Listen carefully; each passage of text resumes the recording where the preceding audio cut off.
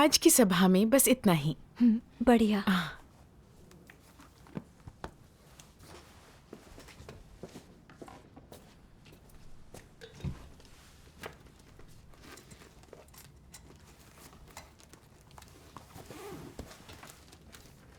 ये क्यों? हाँ, मैं आपको कुछ बताना चाहती थी। क्या बात है? जब आपने कहा कि ये वीडियो तो अच्छा बना है, बनाया किसने, तो झूठ कह दिया कि मैंने बनाया है, जिससे लगे कि मैं निपुण हूँ और आपकी नज़रों में चढ़ जाऊं। लेकिन असल में इसमें कुछ सुझाव मेरी सहयोगी ने दिए थे। ये झूठ बोलने के बाद से ही मैं बेचैन हूँ। अच्छा है तुम खुलकर बात कर रही हो। कभी कभी हम अपनी छवि और रुतबा बचाने के लिए झूठ बोलने लगते हैं। इसकी मुख्य वजह हमारा भ्रष्ट स्वभाव है। परमेश्वर के वचनों के न्याय, प्रकाशन और प्रार्थना के बिना झूठ बोलने की समस्या हल करना मुश्किल है। इस बारे में आपका अनुभव क्या है? क्या आप हमें बताएंगी? जरूर। बढ़िया। इस साल जून में मैं सिंचन कार्य की उपयाजक चुनी गई। एक दिन मैंने बहन चेंगलिन के साथ नए सदस्यों की सभा आयोजित की। नए विश्वासियों में बहुत सी धारणाएं थीं। मुझे डर था कि मेरी संगति से उनकी समस्याएं हल नहीं होंगी, तो मैंने अगुआ से कहा कि उनकी धारणाओं से जुड़े ईश वचनों के अंश ढूंढने में मेरी मदद करें। सभा के दिन मैंने नए सदस्यों की धारणाओं से जुड़े उन ईश वचनों पर संगति की जो मैंने पहले से तैयार किए थे। मुझे पवित्र आत्मा का प्रबोधन और मार्गदर्शन महसूस हुआ और उनकी धारणाएं हल हो गईं। हम समेटने जा ही रहे थे तभी चेंगलिन ने पूछा, नए सदस्यों के सवालों पर तुम्हारे जवाब आज काफी ब्यौरेदार थे। क्या तुमने पहले अगुआ के साथ संगति की थी? ये सुनकर मेरा दिल जोर से धड़कने लगा। मैं उस काम में नई थी, तो क्या उसे लगा कि मेरा आज का काम मेरी असली काबिलियत नहीं दिखाता? मगर डर लगा कि सच बोलने से वो मेरा असली आध्यात्मिक कद जान जाएगी और सोचेगी कि मैं काबिल कार्यकर्ता नहीं हूँ। अगर उसे पता चला कि ज्यादातर संगति अगुआ की मदद से हुई, क्या वो तब भी मेरा आदर करेगी? मैंने सोचा कि मैं उसे सच नहीं बता सकती, इसलिए मैंने कहा नहीं। ये कहते ही लगा कि मैंने अपनी अंतरात्मा को धोखा दिया है। बेशक अगुआ और मैंने इस बारे में पहले संगति की थी, पर मैंने उसकी आंखों में देखकर ना कह दिया। क्या मैंने जानबूझकर झूठ नहीं बोला? अगर किसी दिन चेंगलिन ने अगुआ से इस बारे में पूछ लिया तो मेरा झूठ उजागर हो जाएगा। ये अपमानजनक होगा। वे सब यही कहेंगे कि मैं कितनी बड़ी धूर्त हूं। मैंने जितना सोचा उतनी ही बेचैन हो गई और रात में ठीक से सो नहीं पाई। क्या आपने उस बहन को साफ साफ बताया?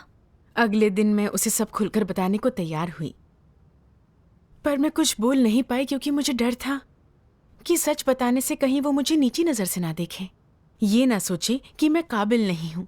मेरा ध्यान बस रुतबे पर रहता है। वो कह सकती है मैं कपटी हूँ, छोटी बातों पे झूठ बोलती हूँ। ये सब सोचकर मैं चुप ही रही। मैं भी यही करती थी। नाम और रुतबे की चिंता होने पर सच बोलना मुश्किल होता है।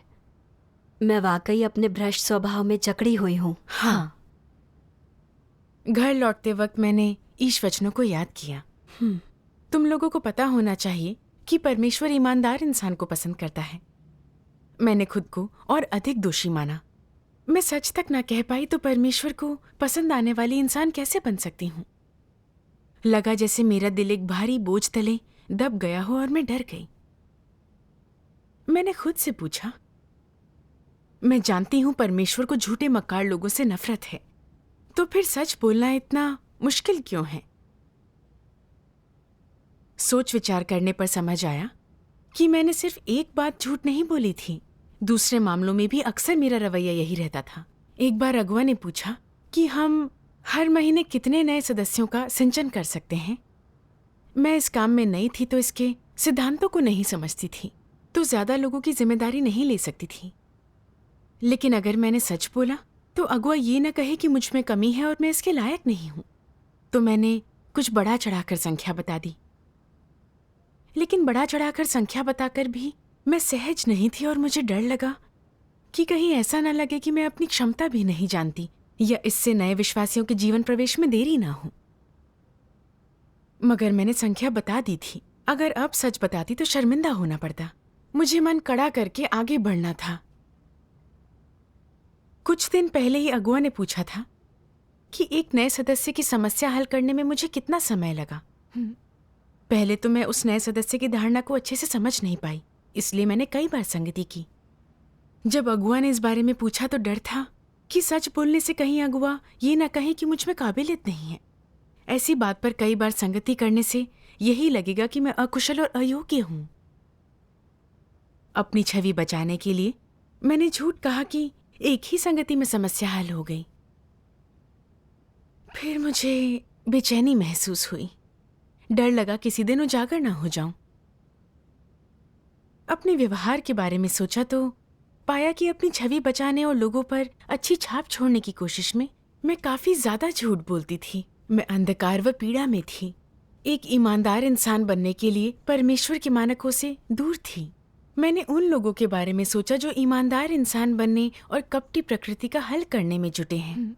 कुछ लोगों ने तो निजी गवाहियां भी लिखी थीं। मगर इतने बरसों की आस्था के बावजूद मैं काफी झूठ बोल रही थी। मुझ में ईमानदारी नाम की चीज नहीं थी। अपनी आस्था में इसी राह पर चलती रही तो परमेश्वर मुझे त्याग देगा। मैंने तुरंत प्रार्थना की, हे परमेश्वर, मैं बरसों से तुम्हारी विश्वासी हूँ, फिर भी जहाँ अपने हित देखती हूँ मैं झूठ बोलकर धोखा देती हूँ जिससे तुझे नफरत है। मैं इस राह पर नहीं चलना चाहती। मेरी झूठ बोलने की समस्या हल करने के लिए मुझे रास्ता दिखाओ। मुझे प्रभु यीशु की ये बात याद आ रही है। मैं तुमसे सच कहता हूँ कि जब तक तुम ना फिरो और बालकों के समान ना बनो, तुम स्वर्ग के राज्य में प्रवेश नहीं कर पाओगे। झूठ बोलने से इंसान के बचने की संभावनाओं पर असर पड़ता है। सही बात है। फिर ईश वचनों के कौन से अंश पढ़कर तुम्हारी समस्या हल हुई? अपनी भक्ति में मैंने ये अंश पढ़ा। सर्वशक्तिमान परमेश्वर कहते हैं, लोग अपनी रोजमर्रा की जिंदगी में बहुत कुछ ऐसा कहते हैं जो व्यर्थ, असत्य, अज्ञानतापूर्ण, मूर्खतापूर्ण और चीजों को उचित सिद्ध करने वाला होता है। मूलतः वे ऐसी बातें अपने गौरव के लिए, अपने दंभ को संतुष्ट करने के लिए कहते हैं। उनका ऐसी झूठी बातें कहना उनके भ्रष्ट स्वभावों का बाहर आना है। इस भ्रष्टता का समाधान करने से तुम्हारा हृदय स्वच्छ हो जाएगा और इस प्रकार तुम पहले से अधिक शुद्ध, अधिक ईमानदार हो जाओगे। वास्तव में सभी लोग जानते हैं कि वे झूठ क्यों बोलते हैं। ये उनके हितों, इज्जत, घमंड और हैसियत के लिए होता है और दूसरों के साथ अपनी तुलना करते हुए वे अपनी औकात से आगे बढ़ जाते हैं। नतीजतन दूसरे उनके झूठ उजागर कर देते हैं और उनकी असलियत देख लेते हैं, जिसके परिणाम स्वरूप उनकी इज्जत मिट्टी में मिल जाती है, चरित्र से वंचित होना पड़ता है और गरिमा खो जाती है। ये बहुत अधिक झूठ बोलने का परिणाम है। जब तुम बहुत अधिक झूठ बोलते हो तो तुम्हारे द्वारा कहा गया प्रत्येक शब्द दूषित होता है। वो सब झूठ होता है और उसमें से कुछ भी सत्य या तथ्यात्मक नहीं हो सकता। भले ही झूठ बोलते हुए तुम्हारी इज्जत न जाए, लेकिन तुम अंदर से पहले ही अपमानित महसूस करने लगते हो। तुम्हें लगेगा तुम्हारा अंतःकरण तुम्हें दोष दे रहा है और तुम खुद को तुच्छ समझोगे और अपना तिरस्कार करोगे। मैं इतना दयनीय ढंग से क्यों रहता हूं? क्या एक सच्ची बात कहना वाकई इतना मुश्किल है? क्या मुझे सिर्फ इज्जत बचाने के लिए ये झूठ बोलने की जरूरत है? इस तरह से जीना इतना थका देने वाला क्यों है? तुम ऐसे तरीके से जी सकते हो जो थकाने वाला नहीं होता। अगर तुम एक ईमानदार व्यक्ति होने का अभ्यास करते हो तो तुम आसानी से और आजादी से जी सकते हो। लेकिन जब तुम अपनी इज्जत और घमंड की रक्षा के लिए झूठ बोलना चुनते हो तो तुम्हारा जीवन बहुत थका देने वाला और कष्टदायक हो जाता है, जिसका अर्थ है कि ये स्वप्रदत्त कष्ट है। झूठ बोलने से तुम्हें कौन सी इज्जत मिलती है? ये इज्जत खोखली है, बिल्कुल बेकार है। जब तुम झूठ बोलते हो तो अपने चरित्र और गरिमा के साथ विश्वासघात कर रहे होते हो। इन झूठों की कीमत लोगों को अपनी गरिमा से चुकानी पड़ती है, अपने चरित्र से चुकानी पड़ती है, और परमेश्वर को वे अप्रिय और घृणित जान पड़ते हैं। क्या वे इसके लायक हैं? बिल्कुल भी नहीं। क्या ये सही मार्ग है? नहीं। जो लोग अक्सर झूठ बोलते हैं वे अपने शैतानी स्वभाव और शैतान के प्रभुत्व में फंसे रहकर जीते हैं, न कि प्रकाश में या परमेश्वर के सामने। तुम्हें अक्सर ये सोचने की जरूरत होती है कि झूठ कैसे बोला जाए, और झूठ बोलने के बाद तुम्हें ये सोचना पड़ता है कि उसे कैसे छिपाया जाए। और अगर तुमने उसे अच्छी तरह से नहीं छिपाया तो झूठ बाहर आ जाएगा। इसलिए तुम्हें उसे छिपाने के लिए अपना दिमाग चलाते रहने की जरूरत होती है। क्या ये जीने का थकाऊ तरीका नहीं है? ये बहुत थकाऊ है। क्या ये इस लायक है? बिल्कुल नहीं। सिर्फ घमंड और हैसियत की खातिर झूठ बोलने और उसे छिपाने के लिए अपना दिमाग चलाने का क्या मतलब है? अंत में तुम इसके बारे में सोचोगे और मन ही मन कहोगे, मैं ये सब क्यों झेलूं? झूठ बोलना और छिपाना बहुत थकाऊ है। इस तरह काम करने से नहीं चलेगा। ईमानदार व्यक्ति बनना अधिक आसान है। तुम ईमानदार व्यक्ति बनना चाहते हो, लेकिन अपनी इज्जत, घमंड और हित नहीं छोड़ सकते। तुम सिर्फ झूठ बोल सकते हो और इन चीजों का बचाव करने के लिए झूठ का इस्तेमाल कर सकते हो। तुम्हें लग सकता है कि झूठ बोलने से तुम्हारी वांछित प्रतिष्ठा, हैसियत और अभिमान की रक्षा हो सकती है, लेकिन ये एक बड़ी गलती है। झूठ से न केवल तुम्हारे अभिमान और व्यक्तिगत गरिमा की रक्षा नहीं होती, बल्कि इससे भी गंभीर बात यह है कि तुम सत्य का अभ्यास करने और एक ईमानदार व्यक्ति बनने के अवसरों से भी वंचित हो जाते हो। यहां तक कि अगर तुम उस समय अपनी प्रतिष्ठा और घमंड की रक्षा कर भी लेते हो तो भी तुम सत्य खो देते हो और परमेश्वर से विश्वासघात कर बैठते हो, जिसका अर्थ है कि तुम परमेश्वर का उद्धार प्राप्त करने और पूर्ण बनाए जाने का अवसर पूरी तरह से खो देते हो। ये सबसे बड़ी क्षति और शाश्वत खेद है। आमीन। ये ईश वचन मेरी असलियत बयान कर रहे थे। मैं अपने अहंकार और दंभ को बचाने के लिए हमेशा झूठ बोलकर धोखा देती थी। मैं दिखावा कर रही थी, जो जीने का एक थकाऊ तरीका है जिसने मुझे दुखी कर दिया। जब मैंने पहली बार नए विश्वासियों का सिंचन शुरू किया था तो चेंगलिन ने मेरी संगति देखकर पूछा कि कहीं मैंने अगुआ से संगति तो नहीं की। यह बिल्कुल सामान्य सा सवाल था। मैं जवाब में बस हाँ भी कह सकती थी, मगर मुझे डर लगा कि सच बोलने से वह मुझे नीची नजर से देखेगी। अपनी प्रतिष्ठा की बात सोचकर मैंने सरासर झूठ बोल दिया। अगुआ के पूछने पर कि हम महीने में कितने नए सदस्यों का सिंचन कर सकते हैं, मैंने अपनी असली क्षमता नहीं बताई। मुझे लगा कि कम संख्या बताने से कहीं अगुआ मुझे अक्षम ना मान लें, इसलिए मैंने जानबूझकर बढ़ा चढ़ा आंकड़ा बताया। उसके बाद डरने लगी कि मैं इसे संभाल नहीं पाऊंगी। काम का तनाव थकाऊ था। इस तरह मैं नए विश्वासियों का सिंचन भी कर रही थी। सत्य की उथली समझ के कारण नए सदस्यों की समस्या हल करने के लिए मुझे कई बार संगति करनी पड़ती, मगर मैं यही सोचती कि अगुआ क्या सोचेंगे। इसलिए मैंने कहा कि एक ही संगति में समस्या हल हो गई। मैंने अपने अहंकार और दंभ को बचाने के लिए बार बार झूठ बोलकर धोखा दिया ताकि लोग मुझे स्वीकारें। मैं बहुत धूर्त और नकली थी। मैंने सोचा कि अगर सच नहीं बताया तो अगुआ और दूसरे लोग मेरी असली क्षमता नहीं जान पाएंगे और मेरी छवि बची रहेगी। मगर परमेश्वर तो सब देखता है। मैं लोगों को मूर्ख बना सकती हूँ, पर परमेश्वर को नहीं। सही बात है। कुछ समय बाद सबके सामने मेरी कलई खुल जाएगी। तब उन्हें दिखेगा कि मुझ में सत्य की वास्तविकता नहीं है और मैं झूठ बोलती हूँ।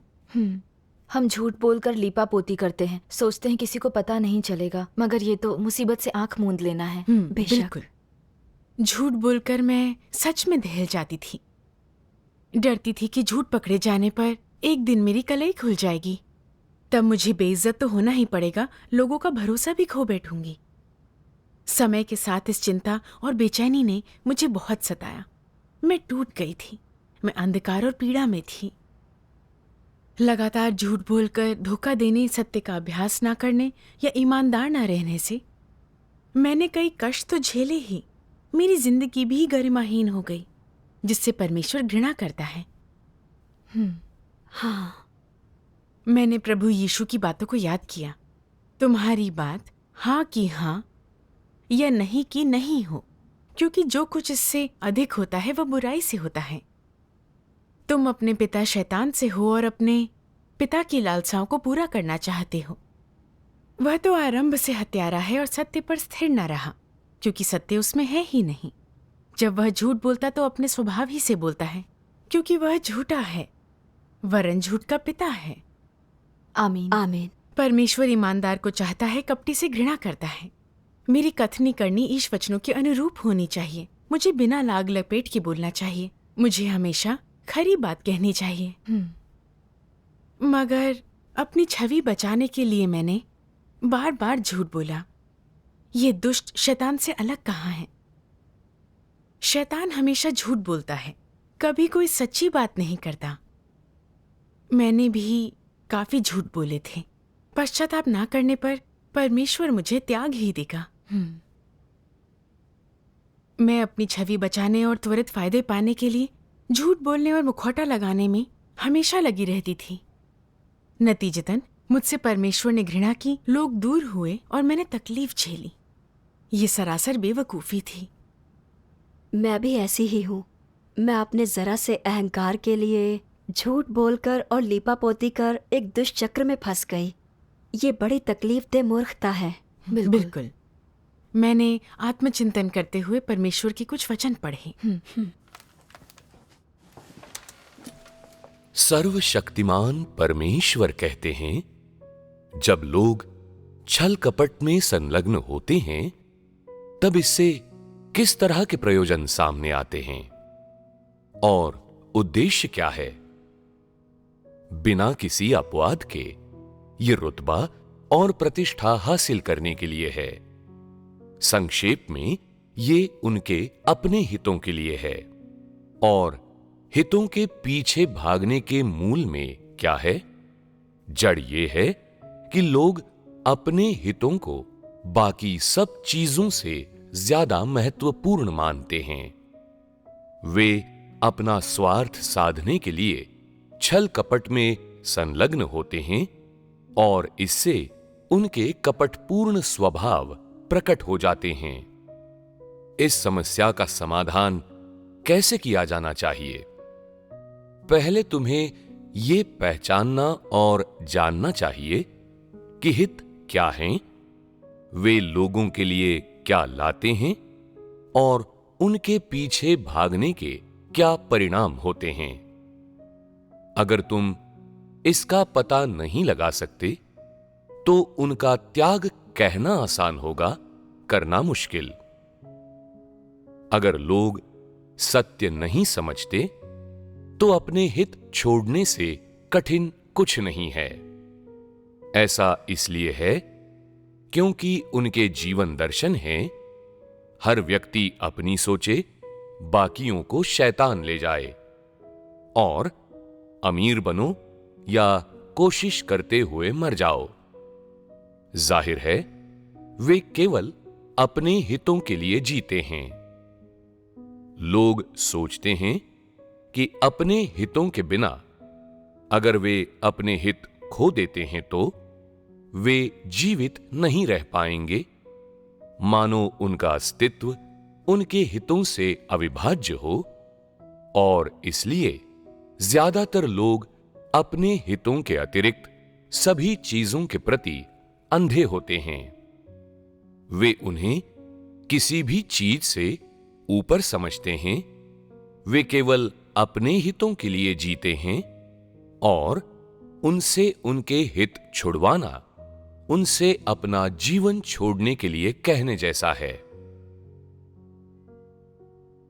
धोखेबाज व्यक्ति इस बात से अवगत हो सकते हैं कि वे चालाक हैं, कि वे झूठ बोलने के शौकीन हैं और सच बोलना पसंद नहीं करते, और ये कि वे हमेशा दूसरों से ये छिपाने की कोशिश करते हैं कि वे क्या कर रहे हैं, लेकिन फिर भी वे ये सोचते हुए मन ही मन खुश होते हैं कि इस तरह जीना बहुत अच्छा है। मैं लगातार दूसरों की आंखों में धूल झोंक रहा हूं, लेकिन वे मेरे साथ ऐसा नहीं कर सकते। जहां तक मेरे अपने हितों, गर्व, हैसियत और अभिमान की बात है, तो मैं लगभग हमेशा संतुष्ट रहता हूं। चीजें मेरी योजनाओं के अनुसार त्रुटिहीन ढंग से निर्बाध रूप से चलती हैं और कोई उनकी असलियत नहीं देख सकता। क्या इस तरह का व्यक्ति ईमानदार होने को तैयार है? नहीं। ये व्यक्ति धोखेबाजी और कुटिलता को बुद्धिमत्ता और ज्ञान समझता है, सकारात्मक चीजें मानता है।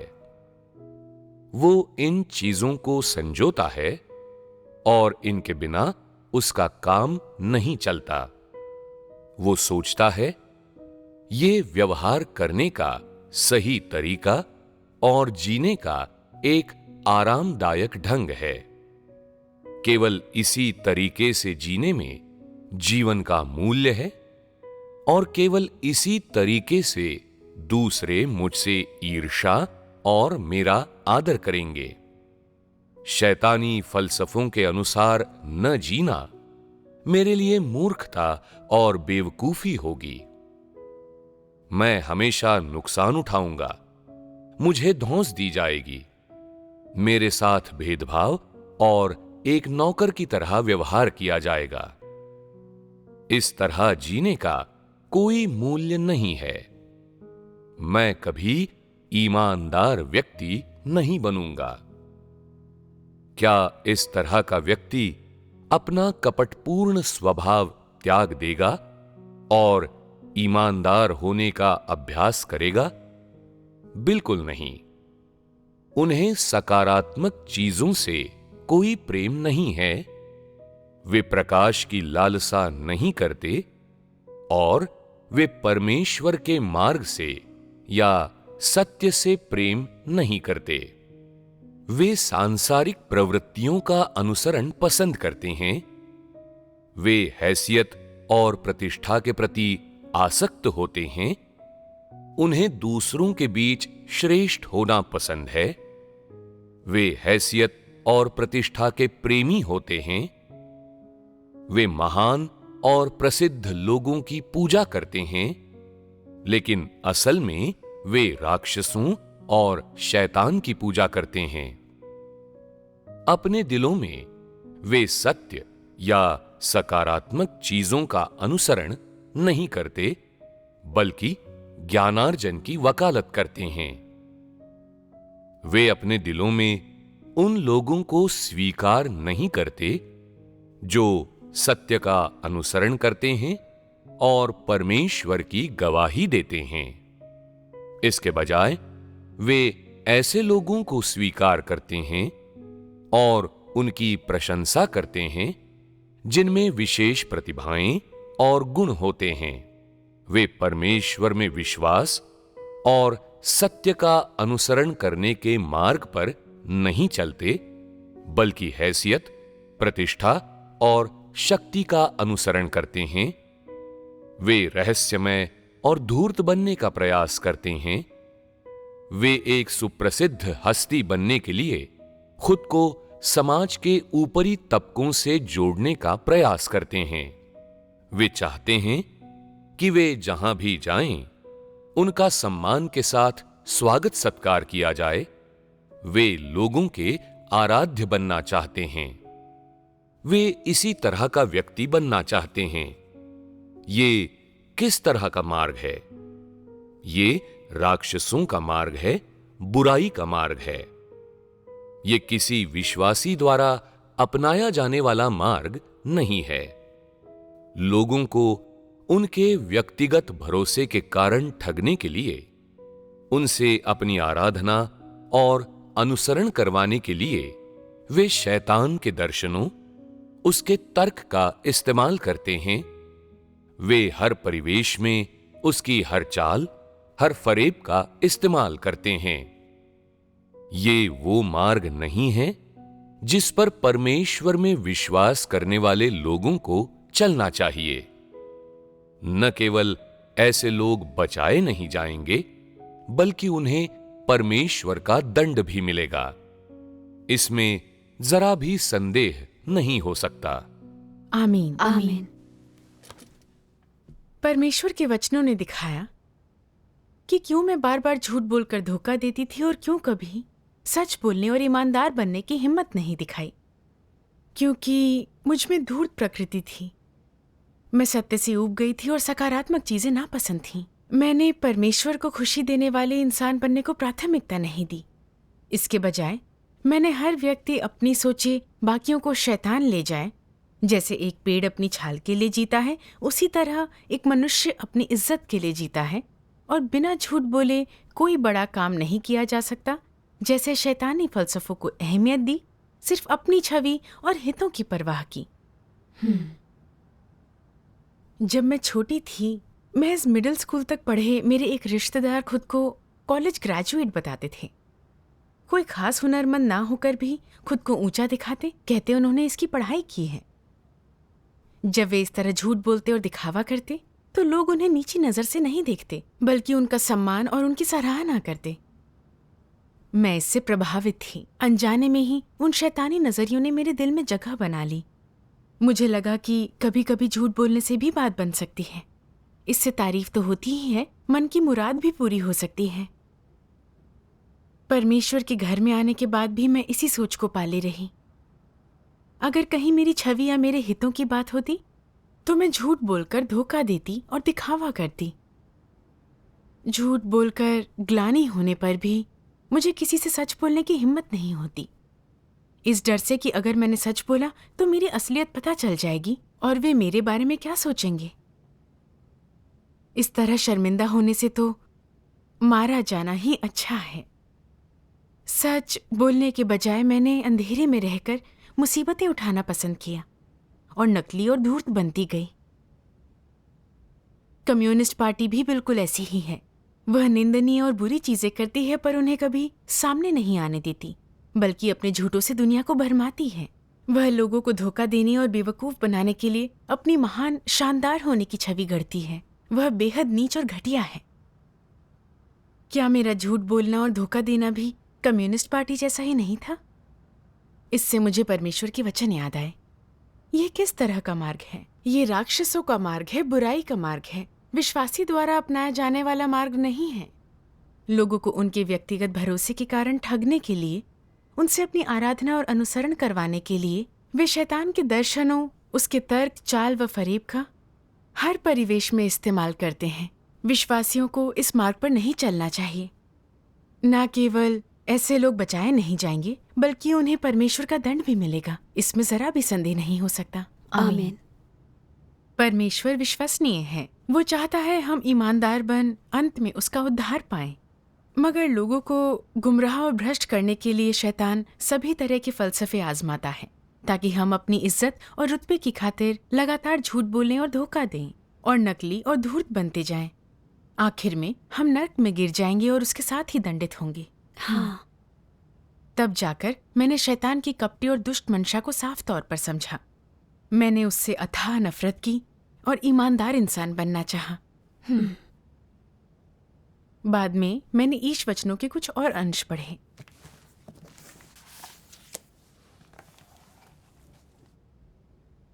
परमेश्वर का लोगों से ईमानदारी मांगना साबित करता है कि वह वास्तव में धोखेबाज लोगों से घृणा कर उन्हें नापसंद करता है। उनके प्रति परमेश्वर की नापसंदगी उनके काम के तरीके, उनके स्वभावों, उनके इरादों और उनकी चालबाजी के तरीकों के प्रति नापसंदगी है। परमेश्वर को ये सब बातें नापसंद हैं। यदि वे सत्य स्वीकार कर लें, अपना धोखेबाज स्वभाव पहचान लें और परमेश्वर का उद्धार स्वीकार करने को तैयार हो जाएं, तो उनके बचने की उम्मीद भी बंध जाती है, क्योंकि परमेश्वर सभी लोगों के साथ समान व्यवहार करता है, जैसा कि सत्य करता है। इसलिए यदि हम परमेश्वर को प्रसन्न करने वाले बनना चाहते हैं, तो सबसे पहले हमें अपने व्यवहार के सिद्धांतों को बदलना होगा। अब हम शैतानी फलसफों के अनुसार नहीं जी सकते। हम झूठ और चालबाजी के सहारे नहीं चल सकते। हमें अपने सारे झूठ त्याग ईमानदार व्यक्ति बनना होगा। तब हमारे प्रति परमेश्वर का दृष्टिकोण बदलेगा। पहले लोग दूसरों के बीच रहते हुए हमेशा झूठ, ढोंग और चालबाजी पर निर्भर रहते थे और शैतानी फलसफों को अपने अस्तित्व, जीवन और मानव व्यवहार की नींव की तरह इस्तेमाल करते थे। इससे परमेश्वर को घृणा थी। अविश्वासियों के बीच यदि तुम खुलकर बोलते हो, सच बोलते हो और ईमानदार रहते हो, तो तुम्हारी बदनामी और आलोचना कर तुम्हें त्याग दिया जाएगा। इसलिए तुम सांसारिक चलन का पालन कर शैतानी फलसफों के अनुसार जीते हो। झूठ बोलने में माहिर व बेहद धोखेबाज हो जाते हो। कपटपूर्ण साधनों द्वारा तुम मकसद पूरा कर खुद को बचाना भी सीख जाते हो। तुम शैतान की दुनिया में अधिक समृद्ध हो जाते हो। इस तरह तुम पाप में इतने गहरे डूबते जाते हो कि फिर उससे निकल नहीं पाते। जबकि ईश गृह में ठीक इसके उलट होता है। तुम जितना झूठ बोलते व कपटपूर्ण खेल खेलते हो, परमेश्वर के चुने हुए लोग तुमसे उतना ही ऊब जाते हैं और तुम्हें त्याग देते हैं। यदि तब भी तुम पश्चाताप किए बिना शैतानी फलसफों से चिपके रहते हो, अपने आप को ढकने छिपाने के लिए चालें चलते और बड़ी बड़ी साजिशें रचते हो, तो संभव है कि तुम्हें उजागर कर निकाल दिया जाए, क्योंकि परमेश्वर धोखेबाज लोगों से नफरत करता है। केवल ईमानदार लोग ही परमेश्वर के घर में समृद्ध हो सकते हैं और धोखेबाज लोगों को अंततः त्याग कर बाहर निकाल दिया जाता है। यह सब परमेश्वर ने पूर्व निर्धारित कर दिया है। आमीन। एक और अंश है, मैं पढ़ती हूँ। ये रहा।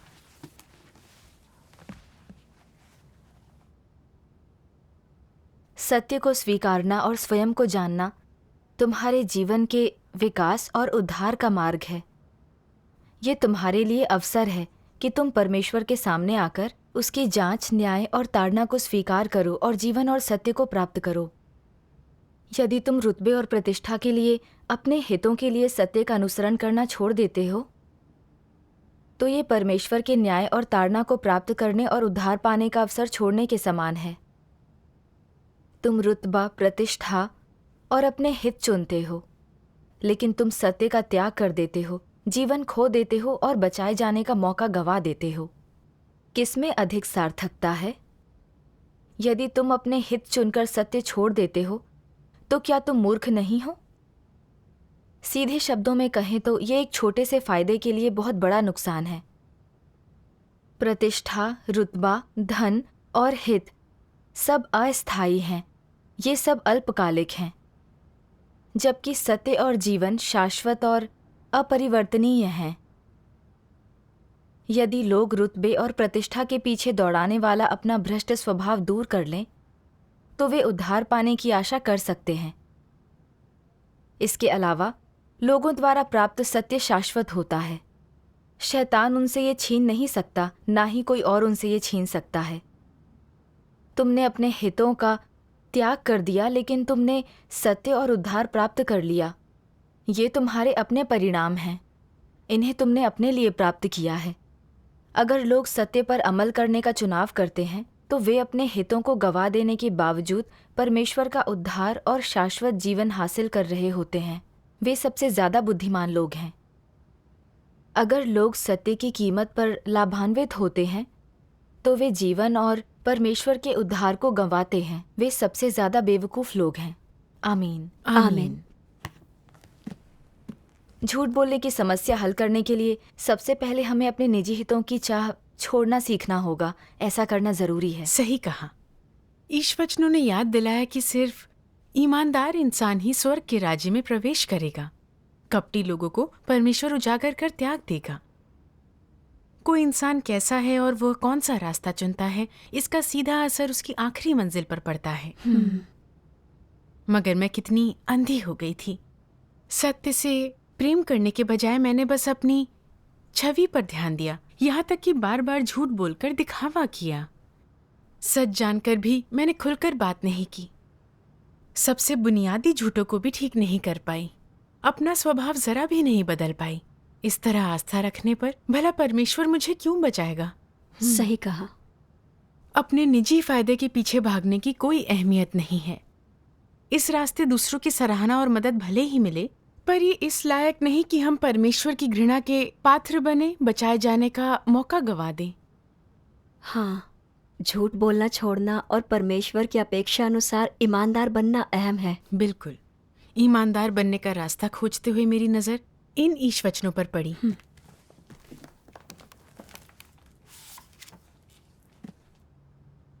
कोई भी या कैसी भी समस्या पैदा होने पर तुम्हें सत्य की खोज करनी चाहिए। कभी झूठा वेश धारण मत करो या मुखौटा मत पहनो। तुम्हारी कमियां हो, तुम्हारी खामियां हो, तुम्हारी गलतियां हो, तुम्हारे भ्रष्ट स्वभाव हो, उनके बारे में खुलकर बोलो और संगति करो। उन्हें अपने अंदर ना रखो। जीवन में प्रवेश करने के लिए खुलकर बोलना सीखना सबसे पहला कदम है, और ये पहली बाधा है जिसे पार करना सबसे मुश्किल है। एक बार तुमने इसे पार कर लिया तो सत्य में प्रवेश करना आसान हो जाता है। इस कदम को उठाने का क्या मतलब है? इसका मतलब है कि तुम अपना हृदय खोल वह सब दिखा रहे हो जो तुम्हारे पास है, अच्छा या बुरा, सकारात्मक या नकारात्मक। दूसरों और परमेश्वर के देखने के लिए खुद को खोलना, परमेश्वर से कुछ ना छिपाना, कुछ गुप्त ना रखना, कोई स्वांग ना करना, धोखे और चालबाजी से मुक्त रहना, और इसी तरह दूसरों के साथ खुला और ईमानदार रहना। इस तरह तुम प्रकाश में रहते हो। परमेश्वर तुम्हारी जांच करेगा। दूसरे भी देखेंगे कि तुम सिद्धांत से और पारदर्शिता से काम करते हो। तुम्हें किसी भी तरह अपनी प्रतिष्ठा, छवि और हैसियत की रक्षा करने की जरूरत नहीं है। ना ही तुम्हें अपनी गलतियां ढकने या छिपाने की आवश्यकता है। तुम्हें इन बेकार के प्रयासों में लगने की आवश्यकता नहीं है। इन चीजों को छोड़ पाओ तो तुम्हें बहुत सुकून मिलेगा। बिना किसी बंधन या पीड़ा के पूरी तरह से प्रकाश में जियोगे। आमीन। आमीन। परमेश्वर के वचनों से मैंने जाना कि अपनी गरिमा और हितों की बात होने पर सच बोलने और ईमानदार बनने के लिए प्रार्थना कर परमेश्वर की जांच पड़ताल स्वीकारनी चाहिए। चाहे मुझ में कैसी भी खामियां हों, कैसी भी भ्रष्टता दिखाऊं, मैं इन्हें छिपा नहीं सकती। अपनी असलियत जाहिर करने और सत्य खोजने से ही झूठ बोलने की ये समस्या धीरे धीरे खत्म होगी। हाँ, चाहे मैं कैसी भी भ्रष्टता दिखाऊं और मुझ में कैसी भी खामियां हों, परमेश्वर सब साफ साफ देख सकता है। मैं झूठ बोलकर लीपापोती नहीं कर सकती। भले ही लोग पहले पहल मुझे पहचान ना पाएं, पर समय के साथ सब मुझे अच्छे से समझेंगे। सही कहा। भले ही मुझ पर सिंचन कार्य की जिम्मेदारी थी, मैं उस काम में नई थी और मुझ में अभी भी कमियां थीं। किसी की धारणाओं व समस्याओं की समझ न होने पर या अनजाने सत्य पर स्पष्ट संगति न कर पाने पर किसी अगुआ की मदद लेना एक सामान्य तरीका था। इसमें कैसी शर्मिंदगी। सही बात हाँ। है। भ्रष्टता दिखाना और खामियां होना अपमानजनक नहीं है। मदद मांगना यानी अपने काम के प्रति गंभीर और जिम्मेदार होना है। सही बात है। खुद को अच्छा दिखाने के लिए दिखावा करना और दूसरों को धोखा देना असल में शर्मिंदगी है। इसमें कोई गरिमा नहीं है। हाँ, अपनी खामियों का सामना कर मुझे सच बोलने की हिम्मत दिखाने और ईमानदार बनने की जरूरत थी। यही आगे बढ़ने का सही रास्ता है। बिल्कुल। हाँ। इस बारे में सोचकर मेरा दिल रोशन हो गया। मैंने प्रार्थना कर पश्चाताप किया।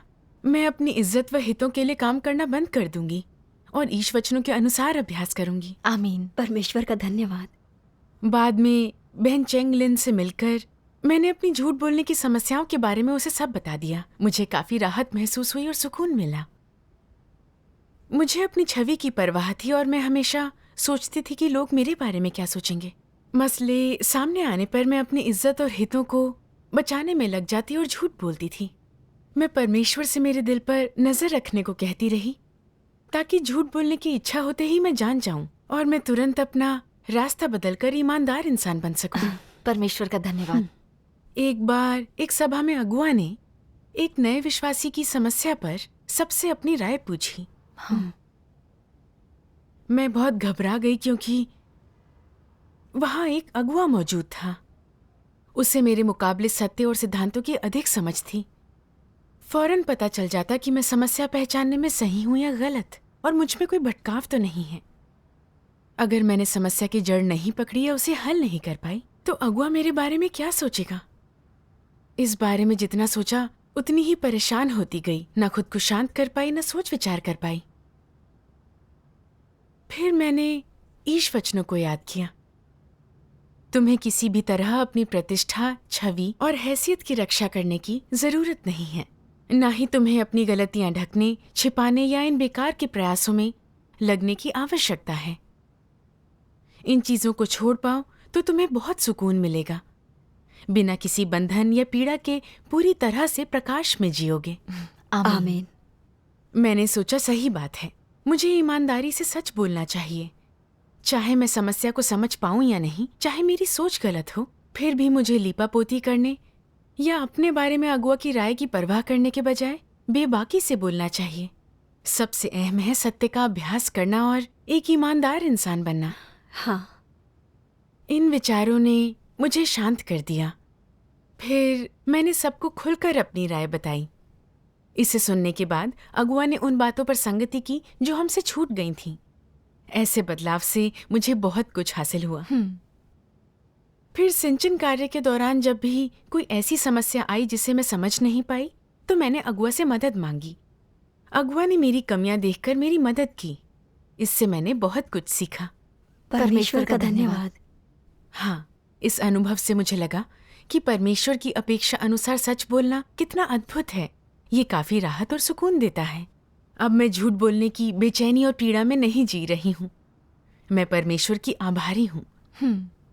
अगर इन हालात में मुझे उजागर ना किया गया होता या ईश वचनों का न्याय और प्रकाशन ना होता तो ना मुझ में ये समझ आती, ना ही मैं बदल पाती। परमेश्वर का धन्यवाद। परमेश्वर का धन्यवाद। आप दोनों से बात करके मुझे प्रबोधन मिला। अब मुझे पता है हम झूठ बोलना कैसे छोड़ सकते हैं। परमेश्वर का धन्यवाद।